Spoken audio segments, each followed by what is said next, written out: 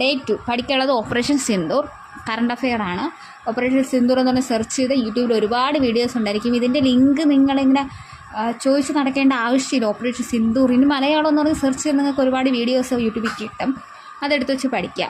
അത് SCERT 8ാം ക്ലാസ്സിലെ chapter, രണ്ടാമത്തത് ദേശീയ പ്രസ്ഥാനത്തിൻ്റെ ആവിർഭാവത്തിലേക്കും 10ാം ക്ലാസ്സിലെ 6ാമത്തെ ചാപ്റ്റർ സ്വാതന്ത്ര്യത്തിനായുള്ള ബഹുജന മുന്നേറ്റം.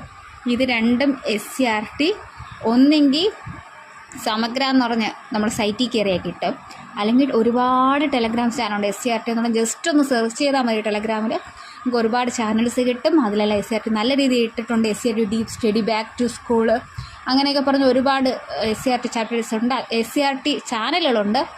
അതുമല്ല, വായിച്ച് പഠിക്കാൻ ബുദ്ധിമുട്ടുള്ളവർക്ക് യൂട്യൂബ് ചാനൽസ് ഉണ്ട്. ഇതൊന്നും വേണ്ട, ഫോൺ നോക്കി പഠിക്കാൻ താല്പര്യമില്ലാത്തവർക്ക് ഇതിനുള്ള ടെക്സ്റ്റുകൾ ഒട്ടുമിക്ക പബ്ലിക്കേഷൻസ് ഇറക്കിയിട്ടുണ്ട്. ടാലൻറ്റിൻ്റെയൊക്കെ അത്യാവശ്യം നല്ലതാണ്. ടാലൻറ്റ്, V2, PSC പള്ളിക്കൂടം, ഇങ്ങനെ ഒരുപാട് പേര് ഇറക്കിയിട്ടുണ്ട്. ഏതാണെന്ന് വെച്ചാൽ വാങ്ങുക, പഠിക്കുക.